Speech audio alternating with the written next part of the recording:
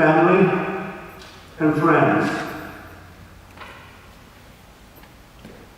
I must remember today is a day of celebration. We're going to celebrate Jill's life. We're starting here.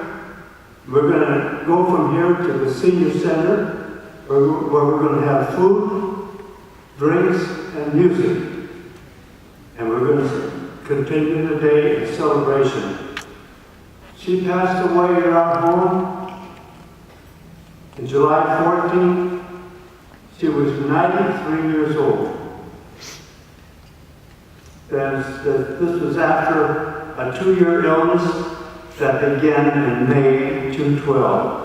And while I'm at it, our family is indebted to her caregivers, 2 regular caregivers, Sara Chavez and Tess Kurala, for their selflessly dedicating themselves to making her comfortable and pain-free during this time. And also we've got to give special thanks to Phyllis Sweeting, who patiently has moved us through this most unfamiliar territory of our life. Thank you, Phyllis. Jewel, spelled with 2 L's. That's for emphasis. She was humble, truthful, and honest.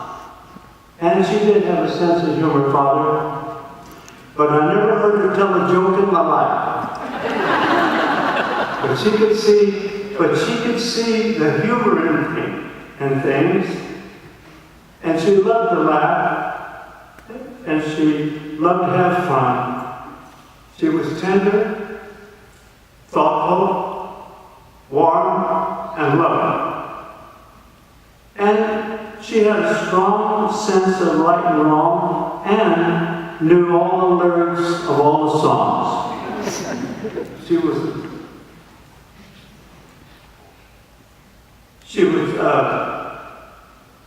beautiful inside. Now, today I'm going to attempt to speak of instances that demonstrate 3 of her characteristics. Many people have said, and it is true, that she's sweet, but she's also tough. One time, and by the way, don't let that sweet little smile fool you. Nobody pushed her around. But one time our son Bill was accused of putting sand in the gas tank of one of my colleagues. And he angrily informed me, since he was a colleague, I took it for that it was the truth. And I went to Jewel. I said, Jewel, do you know what your son did? And Jewel said, and Bill said, Mom, I didn't do it. That was enough for her. She sought out that accuser and told him that Bill did not do it because he told her that he didn't. Pretty soon 2 other officials joined the discussion, school officials, and this happened at school. And she stood her ground, so they were giving her this, now, we understand you're the mother. She didn't take any of that kind of talk. She wasn't screaming, she wasn't trembling, she wasn't frightened. She just calmly and emphatically informed the gentleman that her son did not do that. And she was right, because the tank was inspected and was clean as a whistle. Nothing had been put in it. She's a sweet little person, but she can be tough. She's a quiet person, but determined. I have a couple examples of that. When we married, her college education was interrupted. But 20 years later, after the war, she resumed her studies. She went back to Palomar College and then to San Diego State University. Back in the old days, it was that. And she spent several long, hard years going back to school with a lot of sacrifice. Many weekends and Sundays, our family we had a lot of family gatherings. She had to stay home and study. She told me later that was the thing she missed the most, because she loved those family gatherings. But she continued and determined to finish, and it did take a toll on her health. She did recover. But she finally graduated in 1966, and we were all so proud of her, and that she had the determination to finish school. I think that she had also fulfilled a promise that she had made to herself. Second example, during the Second World War, I took my basic training at Camp Custer, Battle Creek, Michigan. And I was still overwhelmed by the awesome power the military had over my life, the discipline and the restrictions. And I'm not too ashamed to say that I was intimidated. One day, while in this state of mind, I received a telegram. I'm on a Greyhound bus. I'll be in Chicago Saturday morning. Meet me at the station. Meet her at the station. Chicago was 160 miles away. What was that girl thinking? I'm not a civilian anymore. I can't go any place I want to. But after I cooled down, I realized I looked around and talked to people. I found out I could get a pass Saturday. So late Saturday afternoon, I caught a train to Chicago. And I arrived at the Chicago station at 6 a.m. in the morning. And it was by some miracle, I don't know how, but in that big station and all those people, we found one another.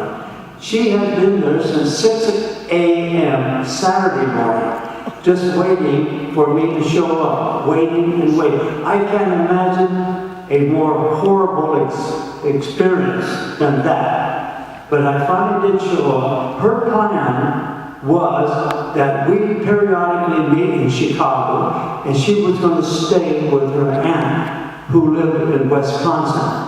But wasn't exactly across the street. It was another 160 miles north. And so we went to breakfast, and at breakfast, she quietly, the way she usually did things, turned to me and says, I'm going back to Battle Creek with you. What? Where are you going to live? How are you going to live? You can't live with me. I'm in the Army. But I couldn't talk her out of it. Finally, and she said, smiled, said, I'm coming along with you. And that was the end of that argument. So it didn't turn out quite bad, so bad, because when we got to battle,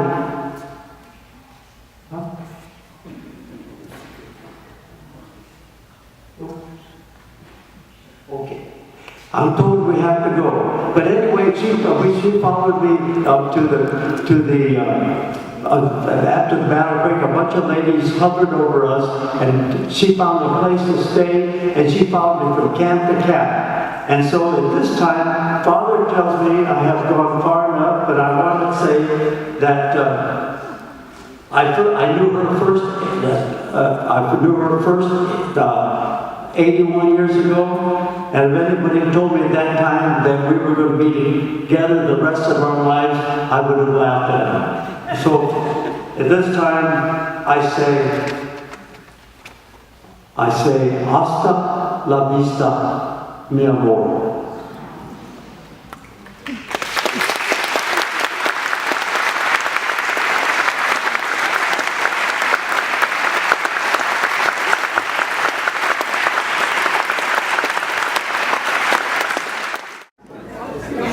I forget where I was. I think I just said I joined the Army. Yep. Well, I did my basic training at Camp Custer in Battle Creek, Michigan.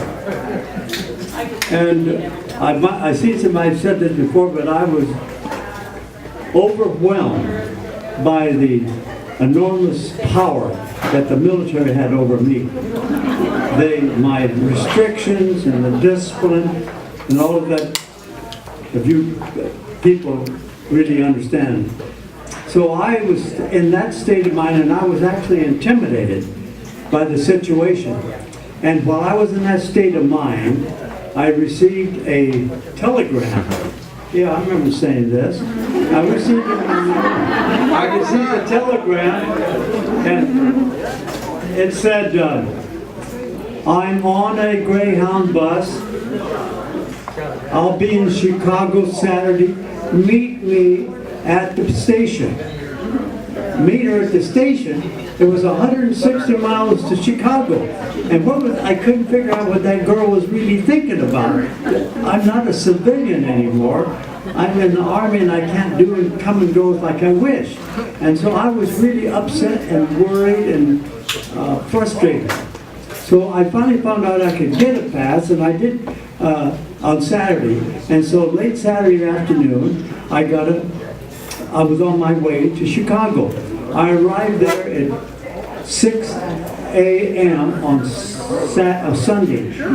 And for some reason I can't really understand. It was a miracle in that mess of people and that big station. We found one another. And she'd been waiting there for 24 hours, since Saturday for 6 a.m. She waited there and kept waiting, and I can't think there's a worse experience than to be waiting for someone that doesn't show up. But she stayed there and stayed there. Her plan was that we would meet periodically in Chicago, and then she would stay with her aunt. Well, her aunt, and I mentioned, wasn't just across the street, but it was 160 miles north of Chicago. And so I really don't know how she was thinking in that vein. But over breakfast, she turned to me and she says, I'm going back to Battle Creek with you. And I said, what? Where are you going to live, and how are you going to live, and what are you going to do? And you can't stay with me, and I can't help you. I'm restricted. Well, she just smiled at me. She says, I'm coming with you. And that was the end of that argument. So that's that end of that. So it didn't turn out all that bad, because when we got to Chicago, we had an enormous amount of help. There were numerous volunteer women that would meet the GIs at the train station and just hover over them and their ladies. And they would say, dear this, honey this, sweetheart this, what can we do for you? In no time, she had a real nice, safe place to live. So I got the address and the phone number, and I went out to camp. I had to get back out there. It was getting late. Next day, she got a job went uptown, got a job, a steady job, and she was right at home, as if there was never any question about her coming back east. She just, it was as it was meant to be. And I was in 2 more camps before I was shipped overseas, and she followed me in each camp, and each time she was able to get a place to stay and a job, and it was just her, in her mind, is her determination stayed where she belonged, and she belonged with me. Yep. I mean, it sounds like I'm bragging, but that's the truth.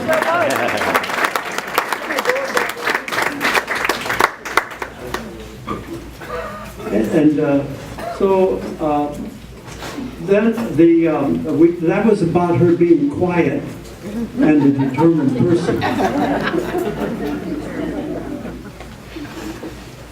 and I missed the part. If I got one thing I wanted to mention, that she was bright but modest about it.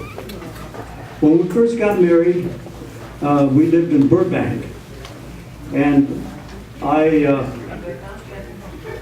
well, we stayed in Glendale for a while, but we lived in Burbank, and in the morning we'd go our separate ways. She went to work downtown LA, and I went to school out of UCLA. In the evening, I worked at a service station, and she was home washing my white washing and ironing my white uniforms, and working on my school papers, trying to put from my scribbling, my abbreviations and arrows, trying to put the papers in good form. Well, she did it, and I have to admit, and I'm a little bit ashamed of it, thinking about it today, I don't think I fully appreciated her efforts at the time. Because years later, when I was going to summer school after the war, and when I couldn't make heads or tails of my own notes that I wrote myself, I realized what a job she had done. She was a bright person to know, I guess, what I was thinking, or I have no idea how she put, maybe she made it up, I have no idea.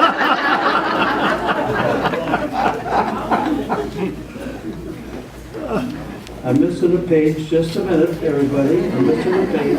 Where's Jewel? She'll figure it out. Yeah, I better get her. Oh, I first knew her when she was 12 years old, in the 8th grade.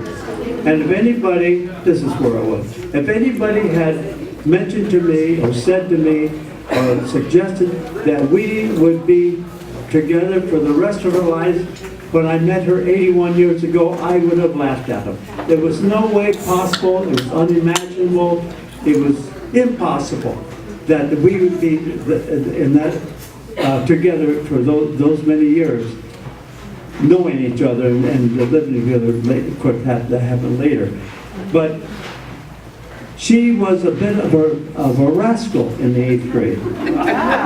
It's hard to believe, but she was a rascal. She had skipped a grade, and so in the 8th grade, she was young for her grade, and also maturing a little late. To us men, she was still a little girl, and but she was mischievous in class. She was she happened to be at the top of the class scholastically, but she was a pain in the neck to the teacher. So much so, when I saw him a few years later on the street, I was still in high school, he said, "By the way, how did Jewel Tripp turn out?" But anyway, she loved reading and doing crossword puzzles, and until recently, writing. She didn't wear it on her sleeve, but she did have a deep belief in God. She had a fondness for nature, animals of all kinds, especially birds, the California mountains, and especially Mount San Jacinto.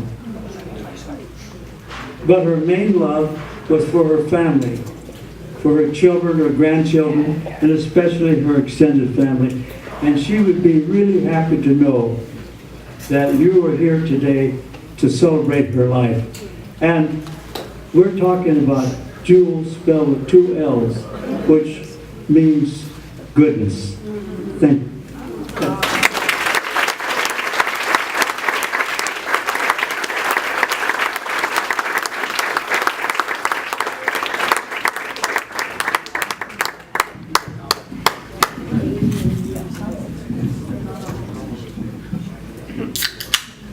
A little bit lower.